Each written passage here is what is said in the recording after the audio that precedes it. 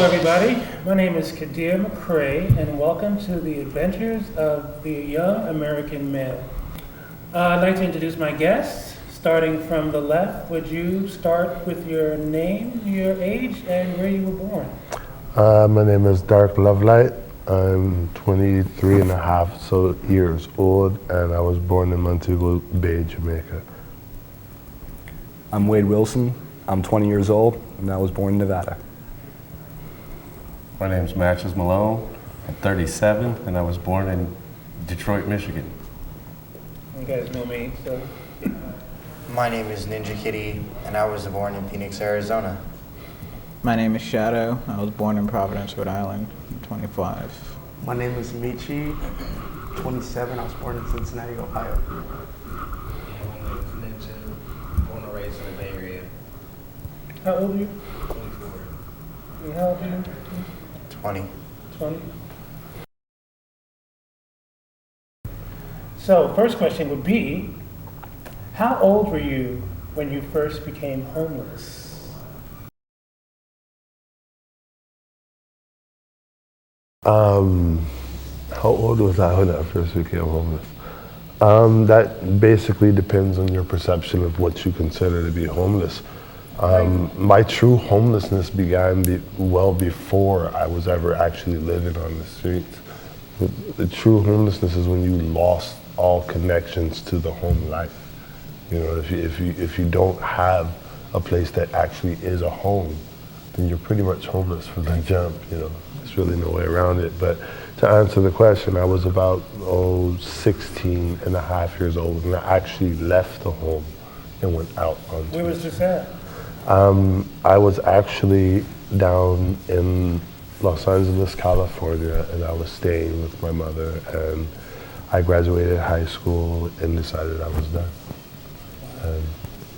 And I wanted no more of that life. And I decided that, you know, there were certain aspects that what you would call your basic everyday system that I didn't agree with, so I didn't want that for me. You know, so I took a different route. I first became homeless at the age of 13. 2 years later, I was holding a job at a Chinese restaurant called King Buffet. I was a cook, and I don't look like the cook type, but that's what I did for like a year and a half before the economy crashed, and I lost my job, got laid off, lost my condo, and I left Reno, Nevada, and just started traveling ever since. How old were you? I was about 13. I became homeless at the age of 14. My mother lost her job. She worked for the housing industry. People stopped buying houses. And after that, she lost her health insurance, had to get some tumors removed from her feet, so she lost all of her savings paying for it, and kind of kicked me out as I ran away. I became homeless when I was 19, due to the fact that the state that I was living in decided to kick me out when I decided to go into the military. When I got out of the military, I didn't really have much family connection. Being brought up in the foster care system, I kind of went to the streets after the military. Then I went back to my dad's. He wasn't too happy that I was already back out of the military, so he basically went along with some stuff that was said in the house and said I couldn't come back to the house. Been homeless since. I've been homeless since I was like 17 in Cincinnati, Ohio. I don't know if anyone's ever been there, but it's nice. And so I decided that I wanted to be homeless there, so I started traveling since then. I've been homeless since I was right before I turned 18. Constant fights with my family, kind of like burn bridges with everyone. So how I just took it upon myself to just leave and just start my own life. Are you choosing to live on the streets, or is You it see, now that's the real question. Yeah. You know, I mean, you have all of these genuinely decent human beings who are from every walk of life, who have walked many miles in places that many people will never even see. but 98% of them, there's a good possibility they're not there because they want to be there. There are those who are there who have succumbed to the desire of being homeless, or those who have just found the contentment in being homeless. But 98 to, I'd say a good 65% of the time. I'm not going to go that high, but I'd say a good 65% of the time. If you ask any one of them, hey, you want to go to a hotel room for a night? You want to go crash at the crib? It's going to pretty much be a yeah, especially if it's raining outside. You know what I'm saying? I mean, it's not like we don't want it. We just don't want the system that's attached to it. We don't want to have to deal and devote. I mean, who really, think about it, who wants to wake up every morning of their life and devote 40 hours a week, 8 hours, 9 hours a day to a fruitless effort of making someone else rich and not even barely meeting your own needs? I mean, it's really retarded. It's a system that's broken, it doesn't work, and you really don't need it. And being out there, you come to experience and learn about the people that you're attached to and the things that you see. And then you desire to keep that, because there's a very pure nature about it. You know, it's a very, because we are scorned and so-called looked down upon, we've become a very tight-knit family. You know? Anybody else want to comment on that? I think, well, why do I choose to be homeless? I think it's pure freedom. I don't have to worry about waking up every morning and go to do a job or do anything really. I don't have to worry about, the IRS taking away my house because of foreclosure. I don't have to worry about all the monetary gain that having a job has. It's worthless. It's no point into working for nothing. I'd rather just be free. I asked a friend of mine the other day why he has a job, because he asked me why I decided I don't want to work. So in answer to his question, I asked him, well, why do you have a job? He said, so I can make money. I said, well, what do you need that money for? Well, so I can eat. Well, I eat without working, but I still eat. He said, well, so I can buy things and do stuff. Do stuff like what? Well, he said that he wanted to go see Mount Rushmore. I said, well, I'm going tomorrow. Why don't you come with me? He said, I can't. I got work. He said, I can't. I got to work. So what good is it to work, to make money, to go do things that you can't go do because you got to work? Exactly. It doesn't make any sense to me. Catch-22. I grow my own food. I hunt your own I food. do work. I do odd jobs for people. I give directions when I'm out there flying signs. I push your car out of the intersection when you break down. I'll help you off a mountain when you're drunk and break your ankle. Stuff like that. Anybody else want to comment on basically why you choose to live on the streets? Or is it a choice or is it a necessity? I think mostly it's because some of us are in a transitioning point where they want to start their own path and kind of like intersect with just living on the streets and just learning more about it. As I sit in my way, I've seen both paths of just the total freedom and then the stresses of just getting out there and getting to a comfortable place. So I'm probably more leaning toward the comfortable place because I've been out for about 5 years, so it's getting tiresome. So it's about time to start a new page, start a new chapter. So, I say I've already lived that part. Who cares about a 9 to 5? That's just something out of my day where I can go sleep afterwards. And I can have my day off, I can just go walk around butt naked in the house. I know, right? Just to be able to, don't even get me started. Right. Because I can't do any of those things right now, But my whole question is, why do you have to have a 9 to 5 in order to do that? I mean, you really don't. But then again, That's my whole thing on this, on all this, is why do I have to live the way that you dreamed that it should be? If you really want to know what a person goes through when they're homeless, take a week out your damn house. Come out to the streets. Be homeless. Get the experience. Because the truth of the matter is I didn't have to be in this position. I chose to be in this position.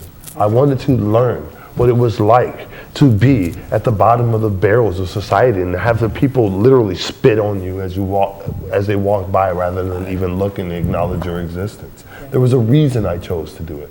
The reason I chose to do it is because when I finally do lift myself out of it, I'll have so much more appreciation for the things that I actually do develop and have ascertained than anyone could ever possibly imagine.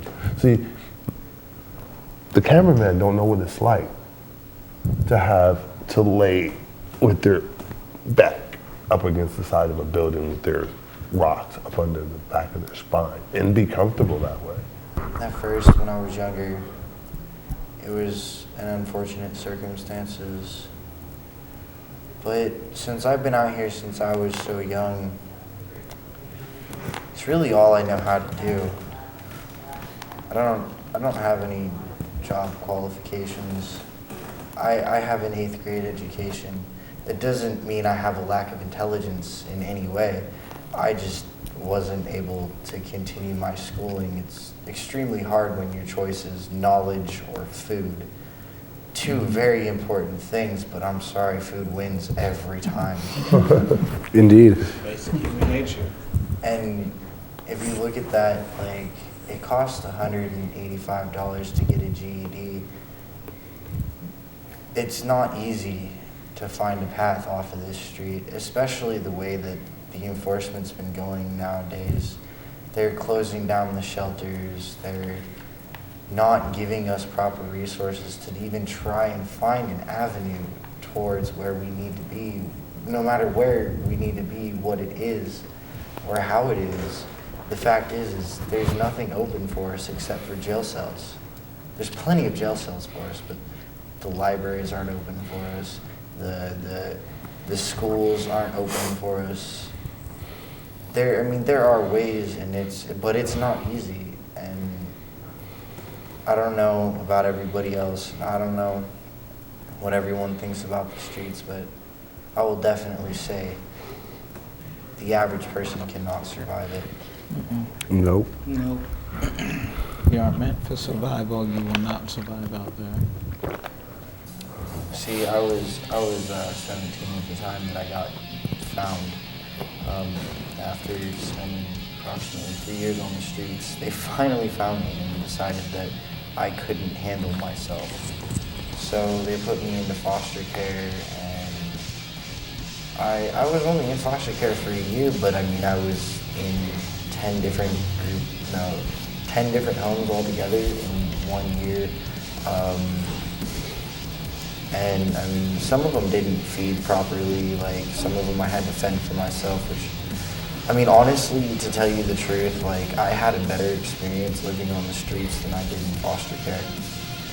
Foster care, when I turned 18, they gave me all these promises. They said they would give me housing. They said they would put me through school until I was 21 or 25, and now I'm 20, and they're finally getting a letter back to me that says I'm on the waiting list. That's a 2-year waiting list that by the time I am finally at the top of the waiting list, I will be too old to receive my benefits. I shouldn't even be on the streets right now. But the foster care system said, oh, you're 18? There's the street. And I was like, oh, back to this old thing again. Yeah. See, there's this very, very eerie situation when you're dealing, especially like in the state of California with the Department of Children and Family Services, where you're their paycheck until you're really not worth the paycheck. Mm-hmm. And then they let you go. Like I got sucked into the Department of Family Services at a really young age, man. And I had the experience of watching my mother drink Ajax in front of me in an attempt to kill herself. And only to see the police come in like gangbusters and snatch up like my entire family, my brothers and my sisters, and snatch us all away. And you would think that after a child had experienced something like that they would, they would really, their goal would be to help that child succeed in whatever area of life he goes through. Unfortunately, this is really not the case. That you're in a state where it's got more money than any other state, but it's debt broken and a deficit, and they do not care. It's a gamble. If you're an impoverished ethnic youth, the chances of you surviving are slim to none. Hell, if you're a Caucasian youth, the chances of you surviving outside of the Department of Family Services are slim to none. Every single person that I was in the system with or on the streets. Every single one. Be them male and female. I had the unfortunate experience of being placed in two mysterious things they like to call group homes. One was called Leroy's Boys Home. One was Leroy's Boys Home, and the other was a McLaren Hall, facility. One was located in Ramon, the other was located in Laverne, California. And both of these places, they had no desire to see young men develop into something good. Their entire goal was to dopamine them, put them in a state of utter retardation, and control them. And they diagnosed us with 1,001 different things, stating that we had none. And then, lo and behold, most of these people ended up with mental deficiencies and all of these backwards issues and traumatic experiences from being in these foster homes where I had experiences where I ran away from foster homes due to the fact that they were like literally abusing me. I've heard a lot about that. Physical, mental, and sexual abuse. So, Did you want to mention anything about that? That's why I was in 10 different group homes. I mean, like, it nowadays the physical abuse is a little bit less common, but the mental, tormentation it's almost worse. Like, sometimes I think I'd rather get punched in the face seriously, than sitting there waiting for some garbanzo beans and a fucking twig. That was dinner. Me? I remember that. I'm fortunate enough, I'm a little older, and I'm fortunate enough to have an experience with child protective services from both sides. I was in a group home when I was younger, experienced the same thing as you guys did, got beat on a lot. Some crazy kid with a wiffle ball bat tried to beat me up when I was 9 years old, and they locked the door and wouldn't let me come in and get away from him. Oh, wow. That's but right. I've also, with 5 children, I've also had the experience of watching Child Protective Services take my children from me simply because I am a juggalo.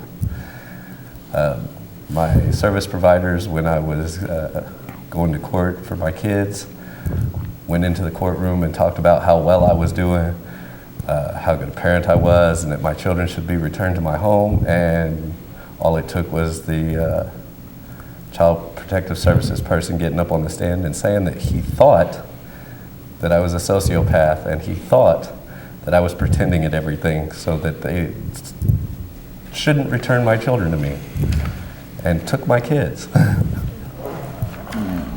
Yeah, I'm from the younger side. I was put in foster care at 7 years old because of my mom's drug use.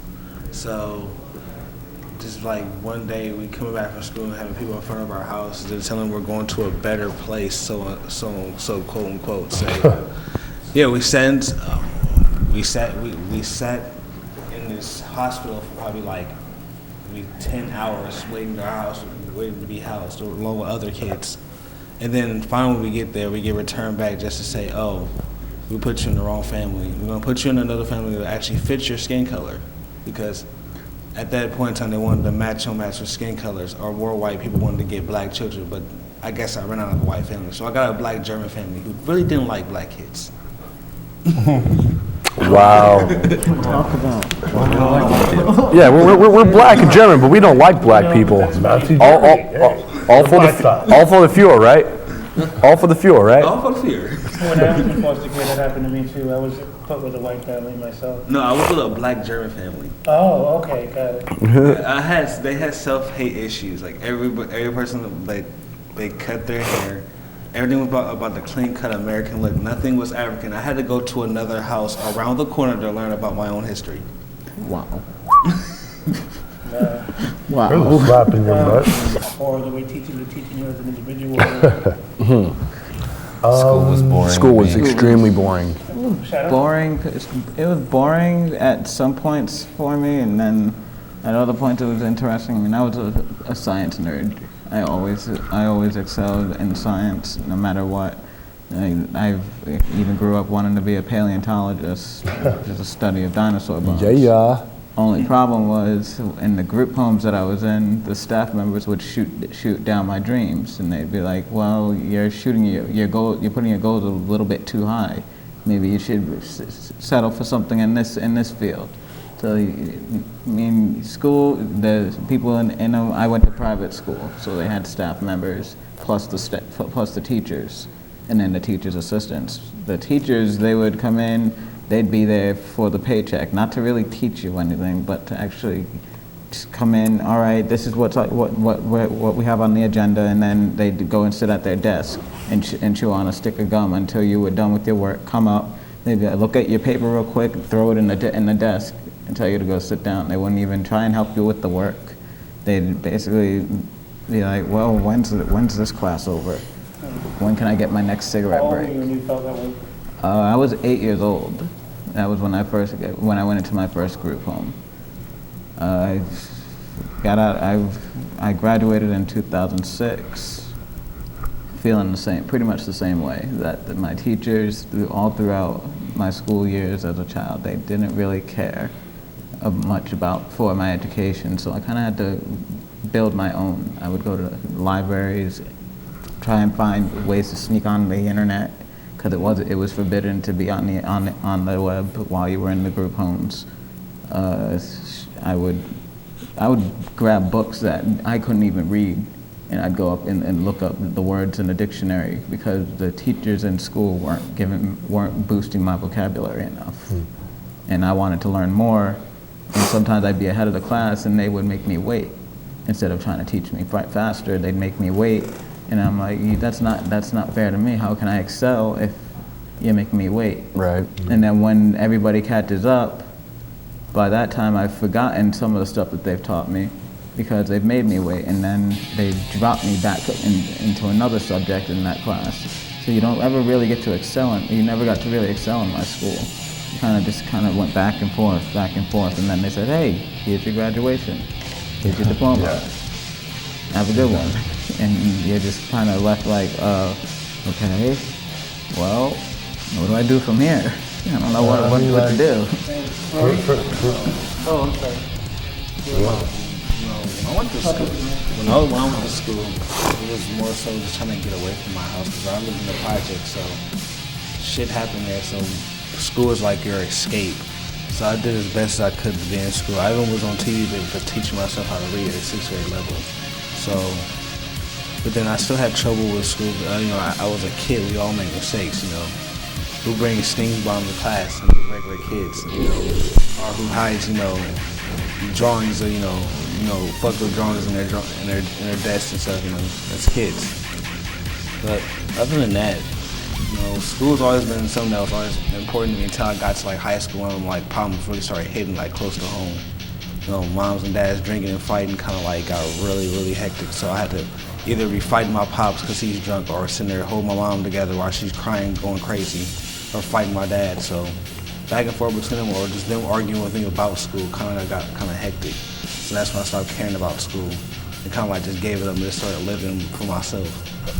On so many levels, I can totally relate to everyone, from them being like it was totally boring to having it be a total escape, because when I was growing up in school, I had the benefit, and I'm grateful to whatever entity out there that call it God, man, for this simple blessing.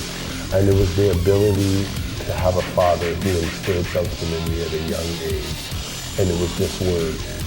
But the words were never allow anyone to tell you can't. And I applied that to my education, so it was nobody's business. And I remember I was sitting in math class in elementary school, and it was the worst experience of my life, because I was so bored out of my dome, And it wasn't, but it wasn't because it wasn't because I didn't want to learn. It was because they weren't teaching me anything. And so I took it upon myself to educate myself. I made a vow to myself. I said I will not be an idiot, because all of my friends didn't care about learning anything. Everyone in my neighborhood, all they cared about in the group home and the people who were in the neighborhood, who were around the place, all they ever cared about was being in the hood. And I had no desire for that. I had seen too many friends at a young age die. I had seen too many just Like you can't even begin with, and I mean, I'm sure you can. You've been in the hood. I'm sure you've been in the hood. So you know what goes down in the hood. So you already know when you say a little projection of like the hell on earth, you use school to escape that. I would use books to escape that. I would use anything that I could use to absorb knowledge into me to escape the reality that this was my life. You know? So I grew up in Detroit, Michigan, so there was no escape. School was helpful. I was more worried about was I going to survive the day than was I going to graduate. Right? What about you? School was pretty much boring. They weren't really teaching me anything sufficient, like how to cash a paycheck, how to write a resume, just basic school shit that I would not be able to use in the real world. So like, screw it, and I dropped out and got my GED. That's where you started working? GED. GED, that's right. And if you don't Don't know know what what- GED stands for, You probably got one too. I'd have one too. It's a good enough degree. That's right, good enough Just diploma. good enough. I was homeschooled because I got a lot of trouble in school. Yeah, that's right. What was your experience? Was there a reason why you were homeschooled? Fucking people would pick on me because I was a big kid, so they would pick on me, so I was getting a lot of fights and stuff in school. So I ended up getting homeschooled, and then they diagnosed me with a whole bunch of like mental whatever, saying that I needed You're not to be in alone. a learning center or whatever. I have a few. Oh no. And then they let me come back to public school, only to be mistake. kicked out again. I've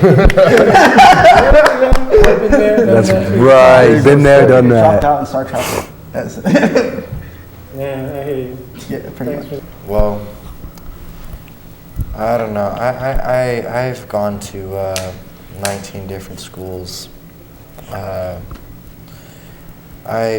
grew up all over the country, and well, the problem with being the new kid in school, sometimes even several times in a year, is you're always the new kid, and everyone picks on the new kid. You know what I'm saying? So like for 19 different schools, I got beat up by everybody. And Your ass was sore, huh? tell me about it. Beat the And, brakes off his ass. It wasn't cool because like I kept moving from like state to state and city to city, and I would lose a lot of lesson plans, and I would miss parts of school, and honestly my education was completely full of holes in some of the basics. Like I mean, for instance, like most of the books that people read throughout their school life, the only book I've read in school was To Kill a Mockingbird. It's it. I should have read so many more books. You never read Kid Heal a The Mockingbird? only Jesus. book I read in school, and I mean, Good, really good book. after a while, you know, I kind of like, I figured that there was no point to continuing to bother working in these schools if I was just gonna keep trying to go somewhere else. And I mean, it was terrible because I stopped trying to make friends and everything. Like I shut off after a while. Like I was not a person. I wasn't even a robot. I was just this blob moving through time and space. And that's like all. My school experience wasn't very. Luckily, I didn't have to worry about like dying or anything. But I did have to worry about 30 people come running out of the Burger King and fucking started beating me up. Oh, I looked at somebody's girlfriend. Well, my school had bomb threats every month or so Oh, I thought I had to deal with that stuff. I feel we had to deal with that at my school too. Too But many then on bump top of that, they kept searching me because they thought I had guns. One time I came to school with my face paint on. Right. Oh, that was the worst thing I could have ever done. Like, that was just all bad. Immediately. I got pulled out of my first period class. Teacher's like, "This doesn't look like a happy you. We need to do something about this. We're gonna search your locker and your person real quick for Uzis and bazookas." And I'm like, Whoa, I can't even fit a bazooka in my locker, dog. you know what I'm saying? Hold on. I don't know. Do you think I got a couple? packs of C8 What, in you there. think I'm jihad or something? Right? Oh, What are you thinking? Oh, it was just all bad. Like, I mean, I was even getting searched for quote unquote having guns in school in like 4th grade. Like, That's right. I was getting drug tested in like 6th grade. In 5th grade even, I was getting drug tested. And like, Well, you must have been walking to school looking loaded. dude, they thought I was stoned every day, dude. I have this lazy eye. And like, I don't even have to be Oh, that's just a stoned. birth defect. I didn't even have to be stoned. You put the lights on too bright, and I'm sitting there, and everyone's like, "Oh, you must be hella stoned." I'm like, "No, it's just a bright light." I was like, no, I just can't see, dog. You know what I'm saying? Yeah, a lot of No, us smoke weed. I think I was the only 5th grader going to school stoned. I see just as many people that live in a house getting twice as drunk as the homeless people. Like, some homeless people get drunk, some homeless people get too drunk. Some homeless people need to not drink at all because all they do is drink. But I mean, for instance, I drink responsibly. Like, on occasion, I might have like a shot of some rum once in a while, and I'll sit down and eye of the hawk or something. But other than that, like, I mean, I really don't see drug addictions and homelessness is the same thing.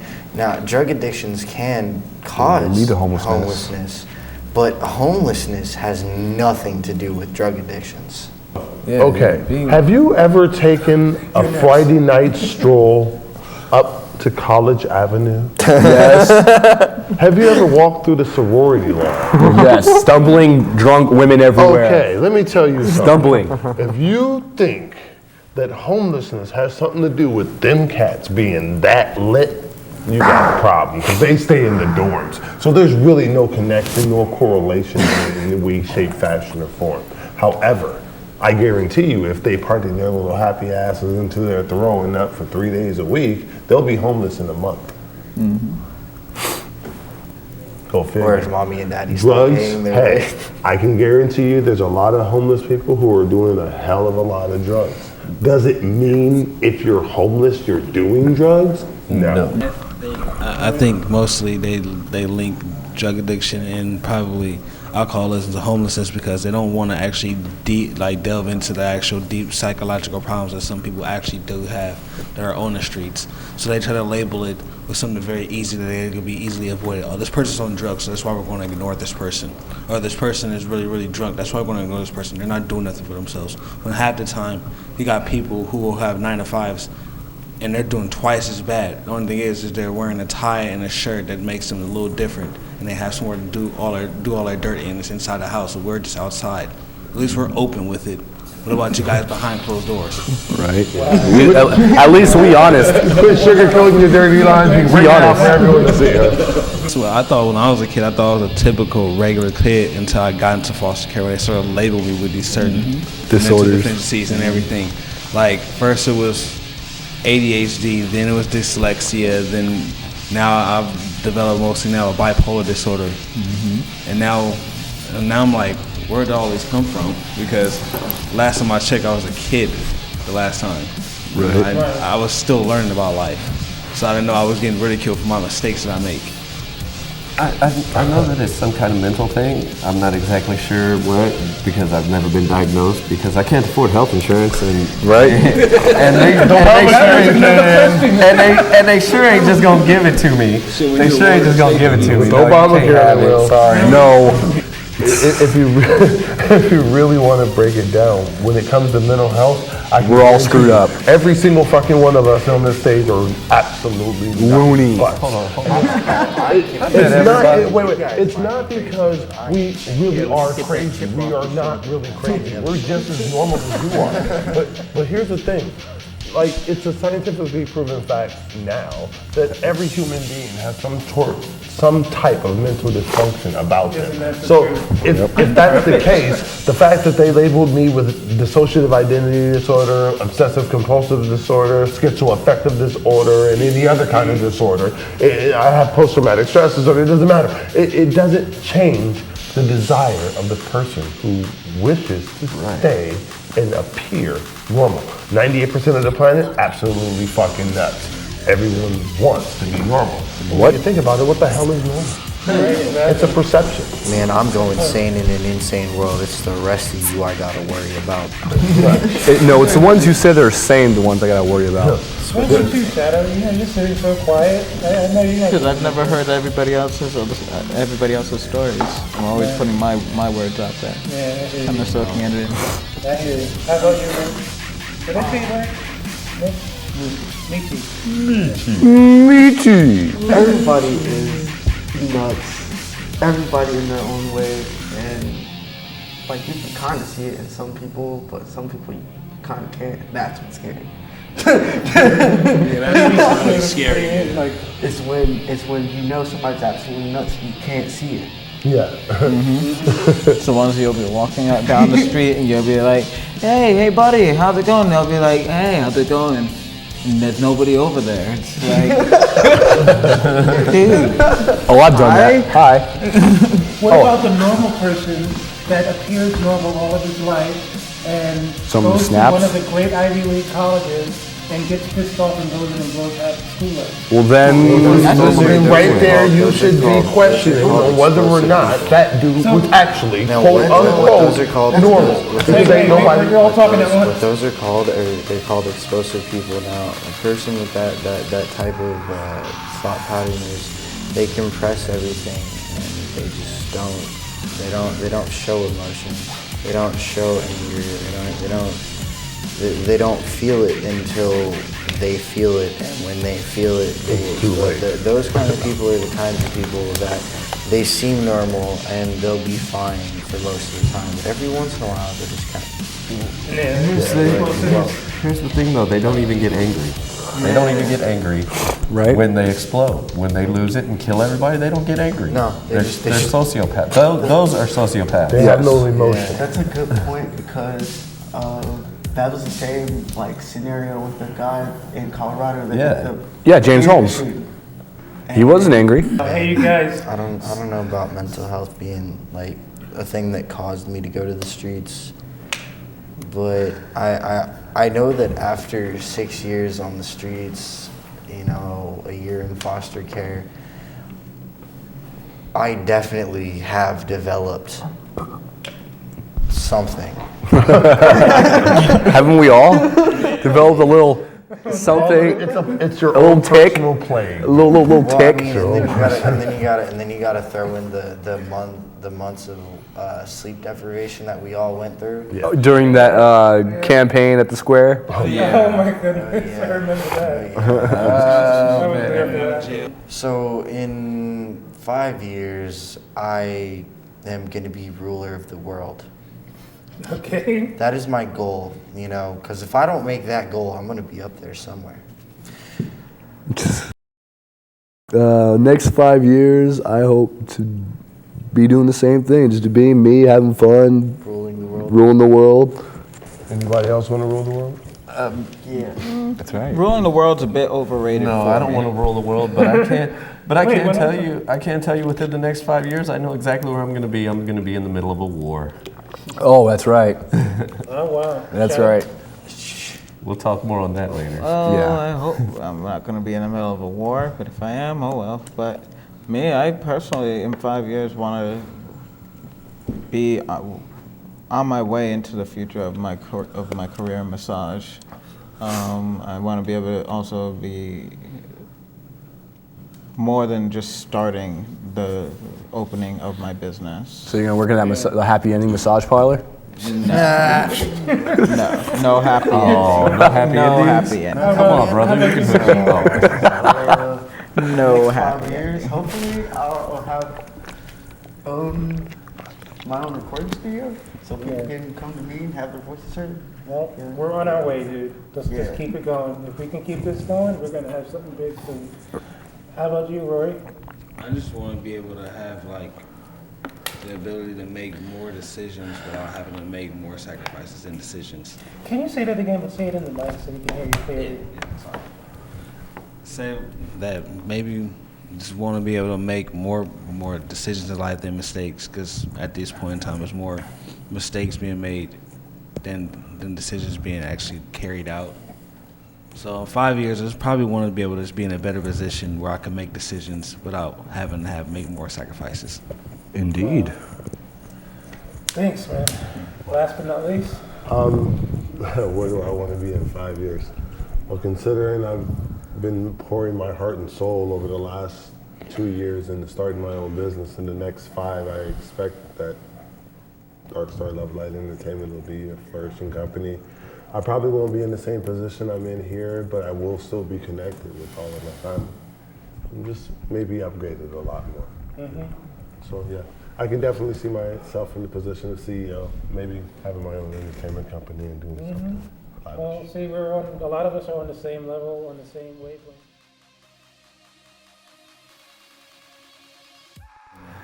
All right, you guys. Well, I just want to say thank you guys a lot for coming. Oh yeah, no problem. Thank you. Thank you for Thank you for that. It was great.